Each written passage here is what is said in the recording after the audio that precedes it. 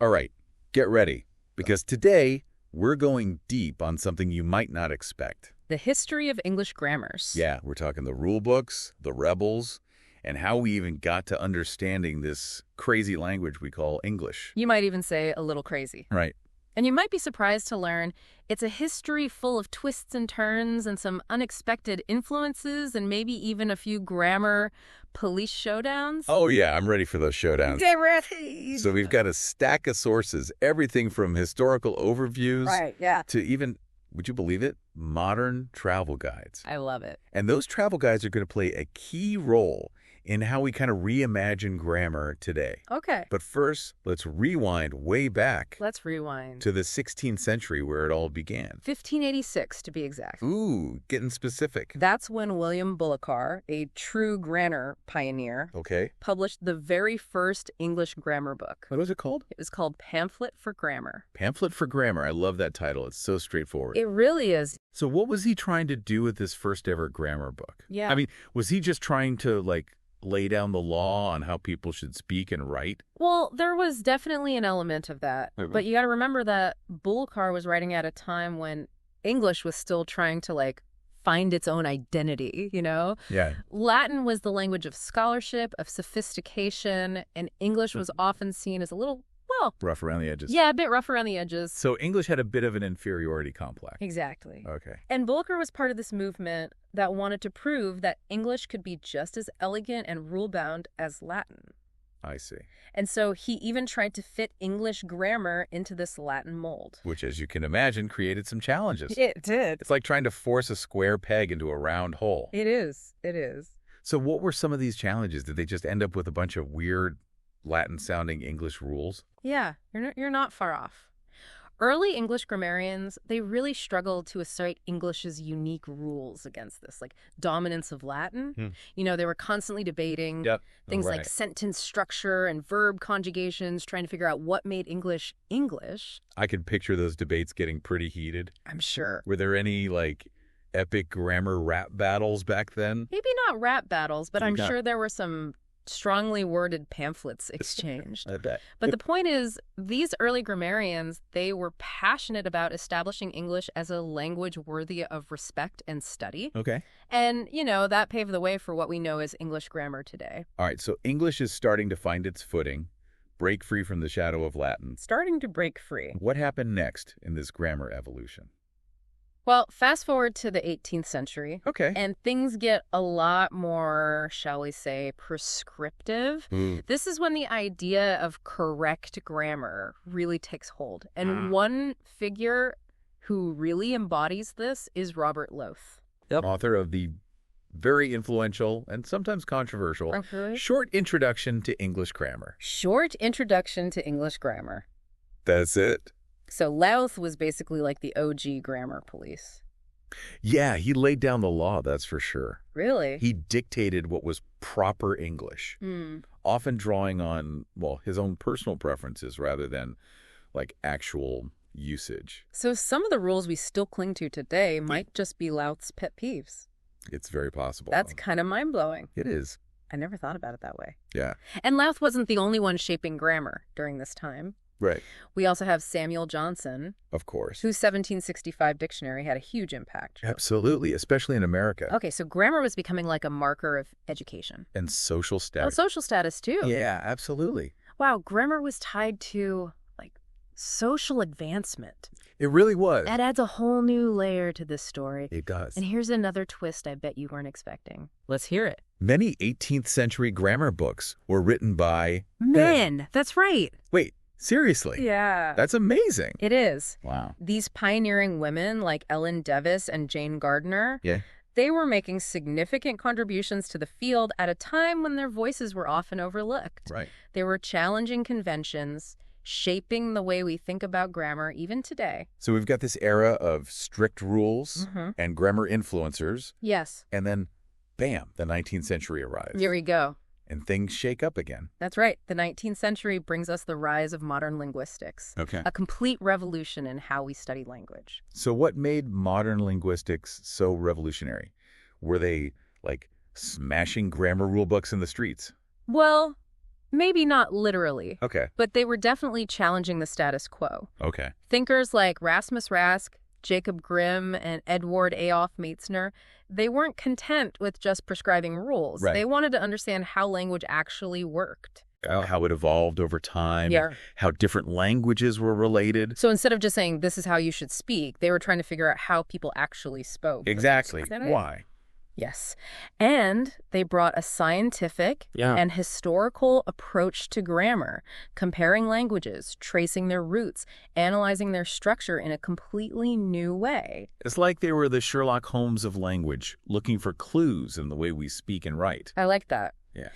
And one of their most important discoveries was this concept of phonology, the study of the sounds of language. The sounds, okay. So this allowed for a much more, scientific analysis of spoken English, which made the field truly international. So grammar was no longer just about these stuffy rules and dusty old books. Right. It was about the living, breathing way people use language all over the world. Exactly. And that shift in perspective paved the way for these landmark grammars of the 20th century. Okay, I'm ready to hear about these landmark grammars. Yeah. Who were the big names shaping the field in the 20th century? Well, one of the most influential figures was Henry VIII.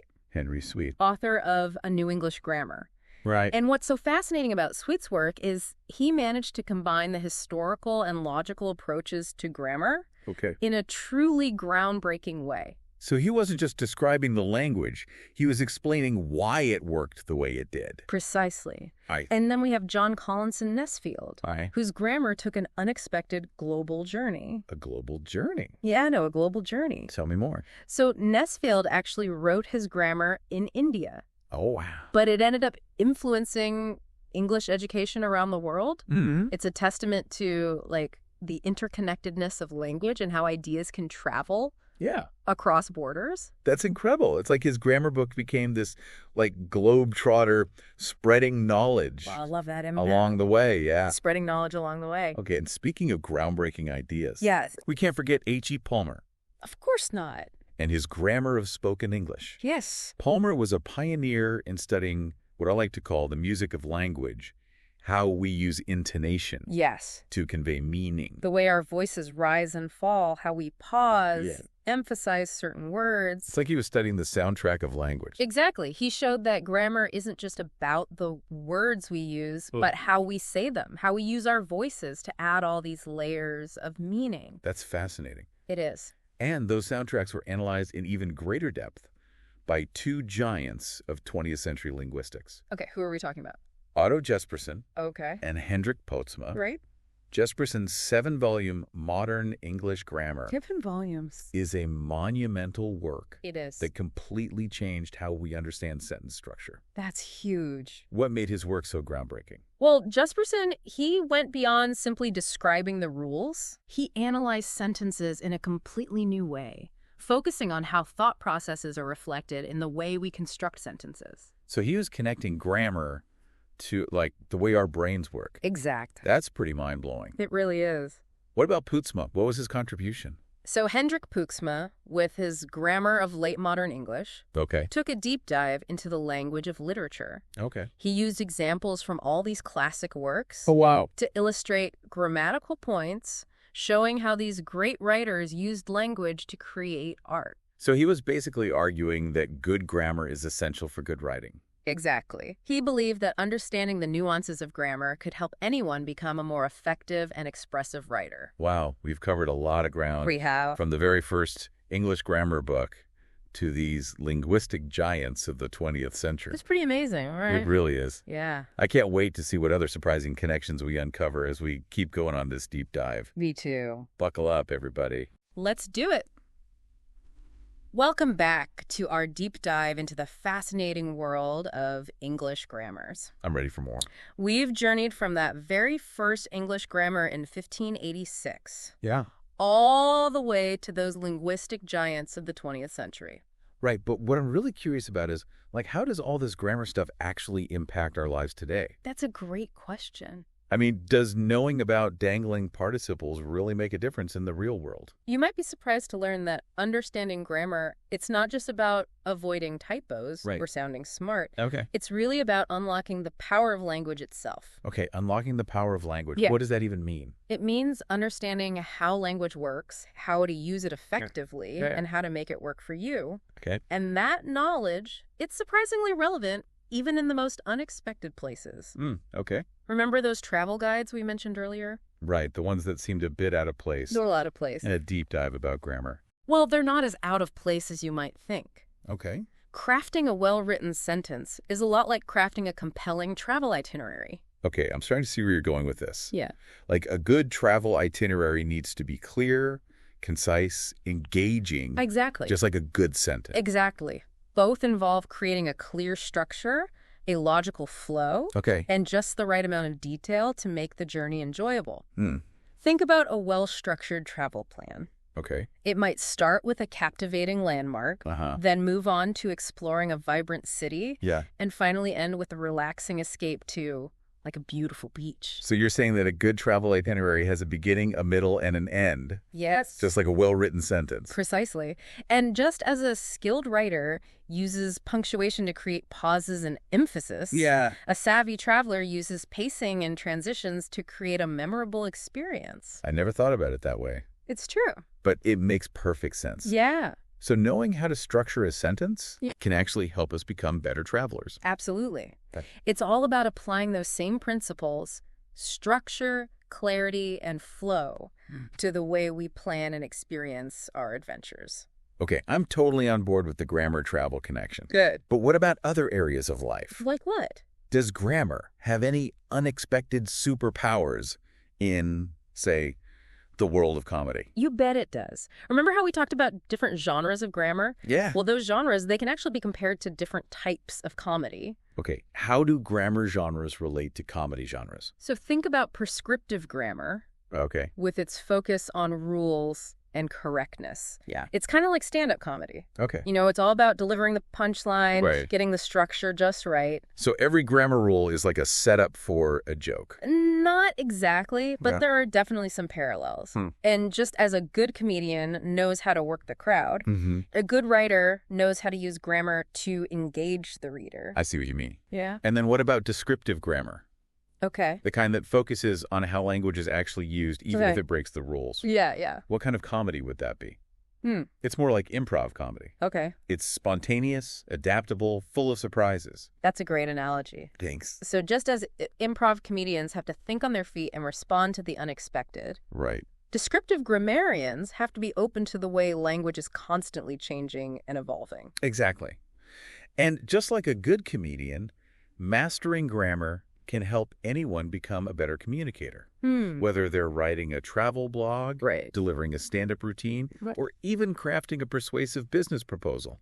So what you're saying is grammar isn't just about these dusty old rules. It's not. It's like the secret weapon for anyone who wants to use language effectively. It is, no matter what they're doing. Exactly. It's about understanding the tools of language and knowing how to use them to achieve your goals. Yeah. I'm starting to see grammar in a whole new light now. Good. It's not just about avoiding mistakes. Right. It's about harnessing the power of language to create, to connect, and to inspire. And that power is something we can all tap into, regardless of our background or experience with grammar. I love that idea. So we've explored these unexpected connections between grammar and travel, comedy, and communication in general. But there's still one big question lingering in my mind. Okay, what's that? What does the future hold for English grammar? I mean, language is constantly changing, right? That's right. Language is a living, breathing thing, and it's constantly evolving to reflect all the changes in the world around us. So are we going to see, like, emoji grammar rules in the future? Oh, maybe not emoji grammar rules. Okay. But it's certainly possible that new technologies and cultural shifts are going to lead to new ways of using language. Right. And as the world becomes increasingly interconnected, English grammar will continue to be shaped by the influence of other languages and cultures. So the rules we learned in school might not be the only rules out there anymore. That's right. The key is to be aware of these changes, to be open to new ways of using language and to embrace the diversity and creativity of human expression. That's a really empowering thought. It is. It means that grammar isn't just about following rules. Right. It's about understanding how language works. Uh-huh. And using that knowledge to communicate effectively in a constantly changing world. Exactly. Well, folks, we've reached the end of part 2. Wait, 2 already. Of our deep dive into the world of English grammars. Wow. We've uncovered some surprising connections, challenged some long-held assumptions, and hopefully inspired you to look at language with a fresh perspective. I hope so. And in part 3, we'll continue to explore these unexpected corners of this grammar universe, uncovering hidden links between grammar and music, delving into the world of language families, and considering how grammar might continue to evolve in the future. All that in part 3. Stay tuned. Welcome back to the final part of our deep dive into the world of English grammars. The final part. I know, can you believe it? It's flown by. I know, right? It really has. So we've explored the history, the rule breakers, and even those unexpected connections to things like travel and comedy. It's been a wild ride. It really has. But we're not done yet. We're not done yet. So today we're going to explore those hidden links between grammar and music. Oh, yeah. We're going to delve into the world of language families and even take a little peek into the future of English grammar. Sounds exciting.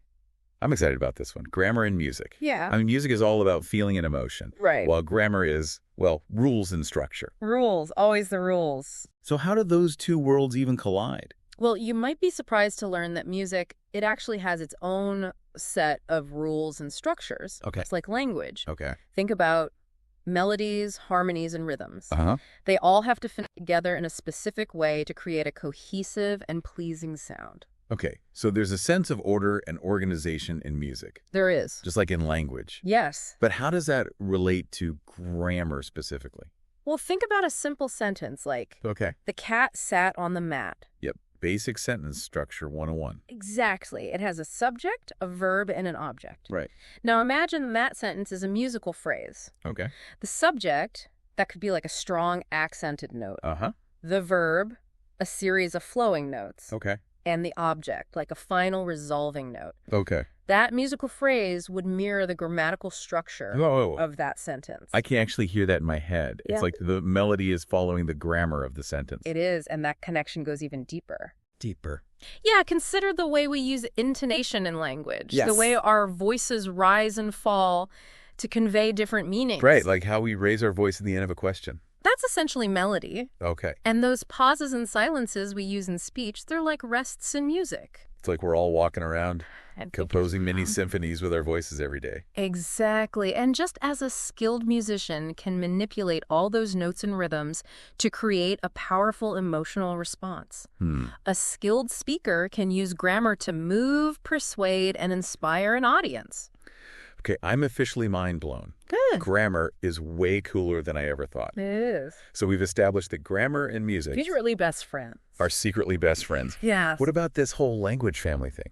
Oh, language families are fascinating. Okay. Just as we humans are grouped into families based on shared ancestry, Yeah. languages can be traced back to common ancestors as well. So English must have some long-lost linguistic cousins out there. It does. Who are they? English belongs to the Indo-European language family, one of the largest and most widespread in the world. Wow. And this means that English is related to like a huge number of languages. What kind of languages? From Spanish and French Oh, wow. to Hindi and Russian. Really? That's incredible. It is. And by studying the grammar, Yeah. all these related languages, linguists can actually trace the evolution of language over time. So like detective work. It's like linguistic detective work. But instead of fingerprints, we're looking for grammatical clues. Exactly. Those clues can be found in everything from verb conjugations to word order to the way plural nouns are formed. So the way we structure sentences in English might actually have roots in ancient languages spoken thousands of years ago. It's very possible. And the more we understand about how languages are related, the more we understand about human history, migration patterns, cultural exchange. It's like grammar is a secret code that unlocks the history of humanity. I love that. Okay, one last question. Okay, shoot. What does the future hold for English grammar? That's a big one. I know, right? But language is always changing, right? It is. It's constantly evolving. So are we going to see, like, internet slang becoming, officially recognized grammar rules someday? It's certainly possible. Okay. The key is to just be aware of these changes. Right. Be open to new ways of using language. Yeah. And embrace that diversity and creativity of human expression. That's a really empowering thought. It is. It means that grammar isn't just about following rules. Right. It's about understanding how language works. Yes. And using that knowledge to communicate effectively. Absolutely. In a constantly changing world. A constantly changing world. Well said.